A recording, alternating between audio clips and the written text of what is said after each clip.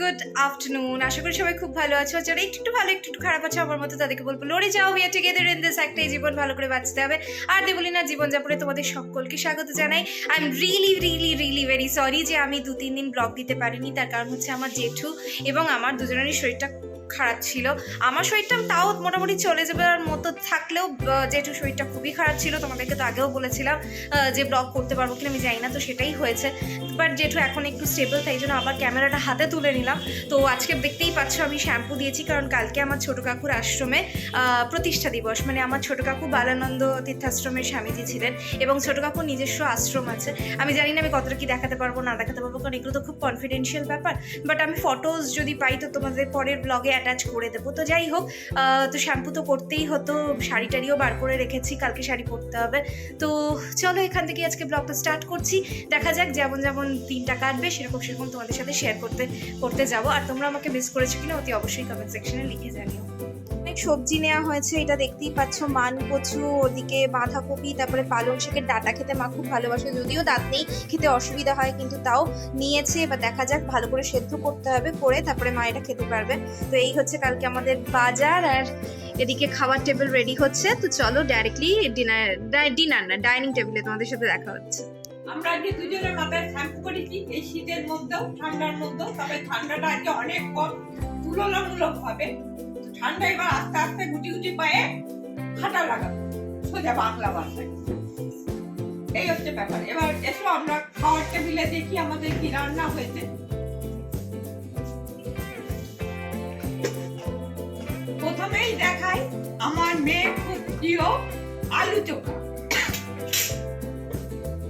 এটা আলু চোখা, এটা ভাত যা করে রোজ ফেলতে হয়। এই হচ্ছে আমাদের মাছ, ভোলা মাছের ঝাল, আর এটা হচ্ছে মুসুরির ডাল। ব্যাস, তাহলে আমরাও খেয়ে নিই, তোমরাও খেয়ে নাও। সঠিকটা খাও, বেছে খাও, সুস্থভাবে, সাবধানে, ধীরে সুস্থে খাও। আবার পরে তোমাদের সাথে কথা হচ্ছে। হ্যাঁ, তো আমরা আশ্রমে গেছিলাম, কিছু ফটোজ হয়তো আমি অ্যাটাচ করে দেবো। দেখতেই পাচ্ছ মাথায় তিলক দেওয়া রয়েছে। শিব বাবার কাছ থেকে জাস্ট এসছি। এইটা হচ্ছে আমার লুক। আর লিখে জানিও কিরকম লাগছে। আর আবার নতুন কিছু হলে তোমাদের সামনে আসছি। আজকে হচ্ছে আশ্রমের কাজের পরের দিকে, আর আমি লাঞ্চ টাইম থেকে ব্লগটা স্টার্ট করছি। খুব র্যান্ডম একটা ব্লগ হচ্ছে, এটা আমি জানি। হয়তো সিঙ্ক্রোনাইজেশনটা ঠিকঠাক নাও হতে পারে, বাট তোমরা একটু অ্যাডজাস্ট করে নিও, কারণ এই কদিন আমার খুব হ্যাপাজার্ড চলছে। তো যাই হোক, আমি মুখটা পরিষ্কার করে নিয়েছি, একটু লিপ বাম লাগিয়ে নিয়েছি। তো আমি জানি না তোমরা বুঝতে পারছো কিনা আমি কি দিয়ে মুখটা ক্লিন করি। সেটা হচ্ছে আয়ুরের ক্লিনজিং মিল্ক দিয়ে মুখটাকে ক্লিন করি। আমি তোমাদেরকে একদিনকে দেখিয়ে দেবো। আর চলো দেখা যাক ডাইনিং টেবিলে মা কি করছে।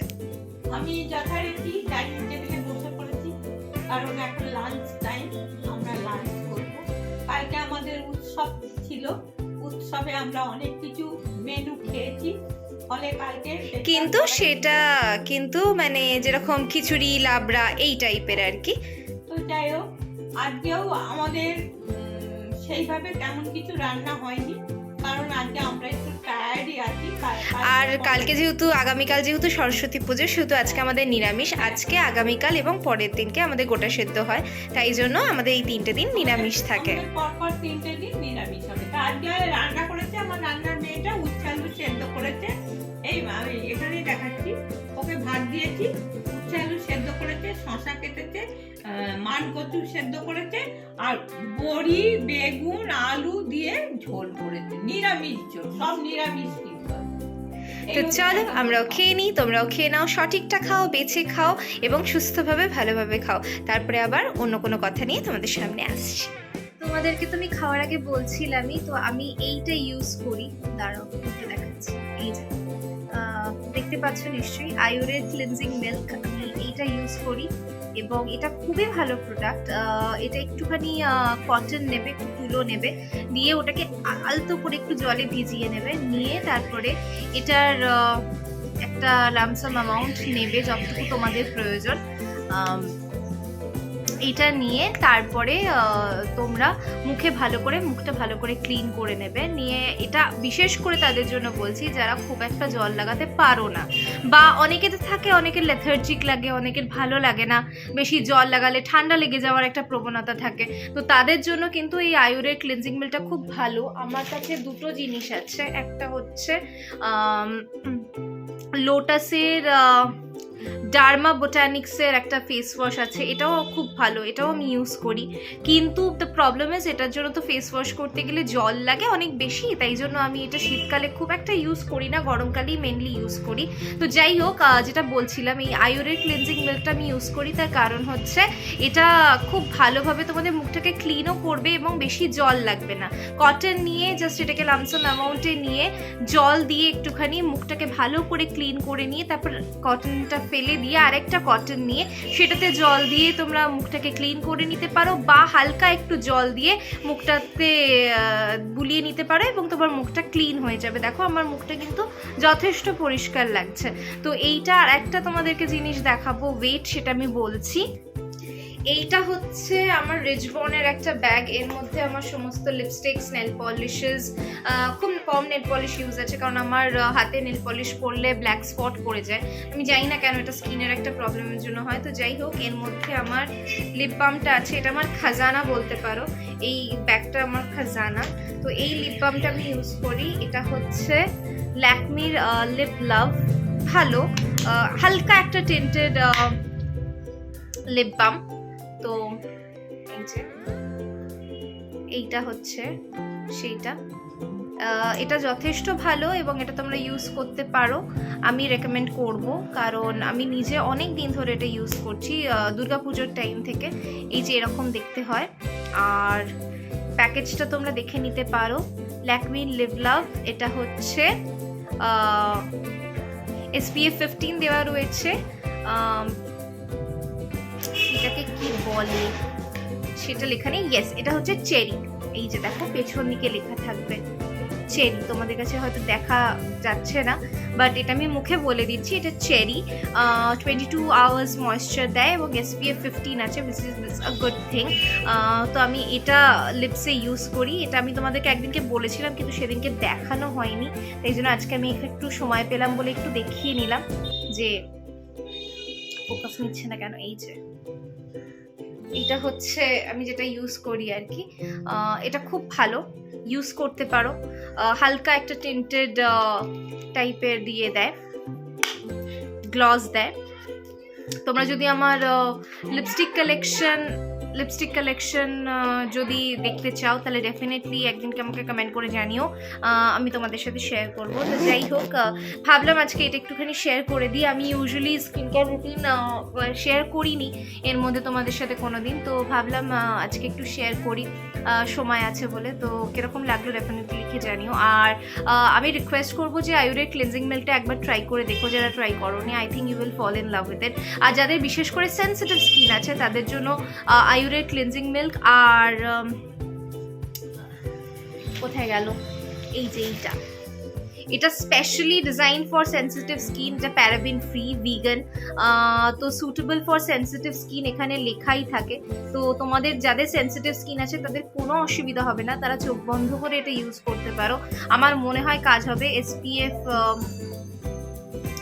এটাতে SPF নেই, কিন্তু এই ডার্মা বোটানিক্সের প্রত্যেকটা প্রোডাক্ট খুব ভালো, আমি এটারই ময়েশ্চারাইজার ইউজ করি। তো তোমরা যদি আমার স্কিন কেয়ার রুটিন দেখতে চাও তাহলে ডেফিনেটলি কমেন্ট করে জানিও, আমি তাহলে আমার স্কিন কেয়ার রুটিনটাও তোমাদের সাথে শেয়ার করব। তো ঠিক আছে, চলো আবার পরে কোনো কথাবার্তা নিয়ে তোমাদের সামনে আসবো। তোমাদের সাথে আবার একটু কথা বলতে এলাম, কারণ তোমরা সকলেই জানো আগামীকাল সরস্বতী। তোমরা যারা ছেলেমেয়েরা আছো তাদের কালকে একটা আনন্দের উৎসব। তো এই উৎসবে সামিল হতে গেলে অঞ্জলি তোমরা দেবে, যে সব ছেলেমেয়েরা অঞ্জলি দেবে তাদেরকে আমি বলবো, তোমরা নিশ্চয়ই জানো বাড়ির বড়দের কাছে যে অঞ্জলি দিতে গেলে তার আগের দিন সংযম করতে হবে। এটা কিন্তু আমাদের বাড়ির নিয়ম, আবার অনেকের বাড়ির নিয়ম নাও থাকতে পারে, সেটা আমি ডিসক্লেমার দিয়ে রেখেছি, কিন্তু এটা করলে ভালো। কিন্তু যাদের নিয়মটা নেই তারা করবে না, কিন্তু যাদের নিয়মটা আছে বা যারা পালন করতে চাও নতুন করে মায়ের কাছ থেকে শুনে, তারা ডেফিনেটলি তারা- করতে পারো।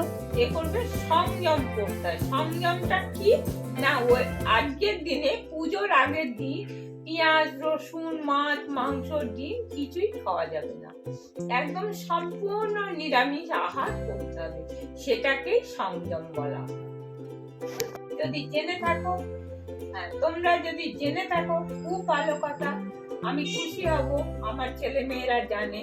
আর তোমরা যারা জানো না অথচ তোমরা পালন করতে চাও, তারা আমার কাছে জেনে নিলে। তাই বলে আমি এই বলছি না যে সবাই তোমরা এই কথা পালন করবে, মানে তো মাছ মাংস যারা খায় তারা খায়, তাদের ক্ষেত্রে বাধ্যতামূলক কিছু নেই। তবে করলে ভালো। ঈশ্বরের পায়ে অঞ্জলি দেয়া তো শুদ্ধ আকারে শুদ্ধ মনে শুদ্ধ আহার করে, তো ঈশ্বরের পায়ে অঞ্জলি দিলে সেটা মা সরস্বতীও গ্রহণ করবেন বলে আমার মনে হয়। আর আমাদের বাড়িতে কিন্তু নিত্য পুজো হয়, প্রতিষ্ঠিত মা সরস্বতী, আমাদের কুলদেবী বলতে পারো মা সরস্বতী। তো আমি ওই জন্য তোমাদেরকে কোনো ফটোস দেখাতে পারছি না, তার কারণ হচ্ছে একটা আধ্যাত্মিকতার ব্যাপার থাকে। তো আমার জেঠু খুব একটা পছন্দ করে না ফটো তোলা। মা, সেটা নিয়ে যদি তুমি কিছু বলো। না, আমাদের মায়ের ফটো তোলা হয় না। আমাদের মায়ের বয়স হবে অন্তত 200 বছর। এই ছোট্ট মায়ের মূর্তি, এইটুকু মাটির মূর্তি, তাকে কোনোদিন জলে আজ পর্যন্ত বিসর্জন দেওয়া হয়নি বা তাকে আবার নতুন করে গড়া হয়নি। তবে হ্যাঁ, যখন মূর্তিটা বেমলিন হয়ে যায় তখন মাকে রং করা হয়, কিন্তু তারপরে আবার যথারীতি পুজো পাঠ করতে গেলে যেগুলো করতে হয় মাটির মূর্তির জন্যে, সেগুলো সব আবার নতুন করে পালন করতে হয়, করে তবে ওই মাকে বেদিতে বসানো হয়। এবং আমাদের প্রতিষ্ঠিত ঠাকুর বহু বছরের, তোমরা শুনতেই পেলে। হ্যাঁ। তোমরা তো শুনতেই পেলে প্রজন্মর পর প্রজন্ম আমাদের এই মা সরস্বতীর মূর্তি পূজিত হয়ে আসছেন, এবং ওনাকে শুধু রং করা হয়। খুব অদ্ভুত ব্যাপার যে মা সরস্বতীর 200 বছরের পুরনো মূর্তি, এবং সব থেকে বড় কথা মাটির মূর্তি, কিন্তু তা কিন্তু ভেঙেও যায়নি, কিছু হয়ওনি, কিন্তু সেই মূর্তি এখনো অব্দি পূজিত হয়ে আসছেন। এবং আমার জেঠু নিত্য পুজো করেন। এখন কিছুদিন করতে পারছেন না, কালকে জেঠু মানে প্রত্যেক বছর জেঠুই সরস্বতী পুজো করেন, কিন্তু এবছর যেহেতু জেঠুর শরীরটা খারাপ, স্ট্রোক হয়েছে, তোমরা সবাই জানো, বা যারা নতুন আজকে দেখছো তারা হয়তো জানতে পারবে। তো জেঠু এবছর করছে না, কিন্তু নিত্য যে পুরোহিত রয়েছেন তিনি করবেন, এবং আমার সোনামা থাকবেন, আমার ছোট পিসি থাকবেন, এবং আমিও থাকবো সাথে। তো সবাই মিলে অর্ঘ্য বাঁধা টাদা আজকে হবে। তো মার কাছে তো তোমরা কথাটা শুনলেই। আজকের ব্লগটা আমি আর বেশি বড় করছি না। যদি আমার ভিডিওস ভালো লেগে থাকে তাহলে লাইক শেয়ার কমেন্ট করতে ভুলো না। সাবস্ক্রাইব করে পাশে নোটিফিকেশন বেলটা অন করে দিও, যাতে আগামীতে ভিডিও দিলে তোমাদের কাছে নোটিফিকেশন পৌঁছে যায়।